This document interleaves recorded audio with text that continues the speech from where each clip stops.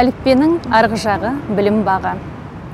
Білім ошағының киелі табалдырығын аттаған әрбір бүлдіршін қолына қалам ұстап, әліппе алып, сауатын ашып, білім мен ғылымға бастау алады.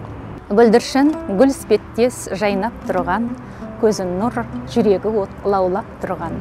Ұстаз бағбан гүлді күтіп баптаушы ғой, қопсытып, қорек беріп, суын құйған. Әрбір бүлдіршіннің көзі нұрланып, жүрегіне от бітуі, білім нәрімен сусындандырушы, баптаушы, тәрбиелеуші, ұстаз, бағбан қолында. Ұстаздық ету, өзгенің бақытын аялау, өз уақытын аямау деген Жан-Жак Руссоның пікірі ұстаздың өмірлік ұстанымына айналған. Мен Айнабек Гүлнар Тұрсынәліқызы, Шымкент қаласы Төлеген Тәжібаев атындағы нөмірі 47-ші мектеп гимназияның 35 жылдық педагогикалық өтілі бар педагог шебер бастауыш сынып мұғалімімін. Саналы ғұмырымның 35 жылын өскелең ұрпаққа білім беру мен шәкірт тәрбиесіне арнадым. Әрбір бала жеке қайталанбас дара тұлға.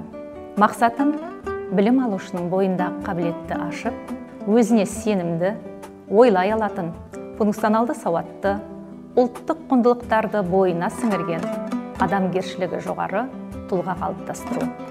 Міндетім бала бойындағы ұшқынға от беру, қабілетін ашу, білімге деген қызығушылығын ояту. Ұстаздық жолымның басты қағидаты жүрекпен оқытып, жүрекке жеткізу. Педагогикалық ұстанымым білім жаттау емес, түсіну. Тәрбие бұйрық емес, үлгі. Ұстаздық міндет емес, миссия. Шәкіртті жақсы көру, білім берудің бастауы. Ағысы күшті қоғамның талабына сай болу ұстаздық міндетім деп білемін. Ол үшін өз сабақтарымда шығармашылықпен ұйымдастырып, күнделікті өмірмен байланыстырамын. Заманауи әр түрлі әдіс тәсілдермен түрлі платформаларда қолданып келемін. Бұл арқылы бала бойында маңызды өмірлік құндылықтарды қалыптастыруға басымдық беремін. Ұстаз еңбегінің жемісі, шәкірт еңбегінің жеңісі. Талаппен бастап, талғаммен аяқтайтын әрбір шәкірттің табанды еңбегі нәтижесіз қалмайды. Сондықтан шәкірттерімді ұдайы зерттеу жобалар мен шығармашылық жұмыстарға бағыттап отырамын. Еңбегім нәтижесіз емес. Республикалық деңгейде бірнеше шәкірттерім жүлделі орындар иеленді. Қала көлемінде көптеген шәкірттерім зерттеу жобалар мен шығармашылық жұмыстарды аса ыждағатпен орындап, жетістіктерге жеткенінде мақтанышпен айта аламын. Пәндік олимпиадалардың жеңімпаздары да болды.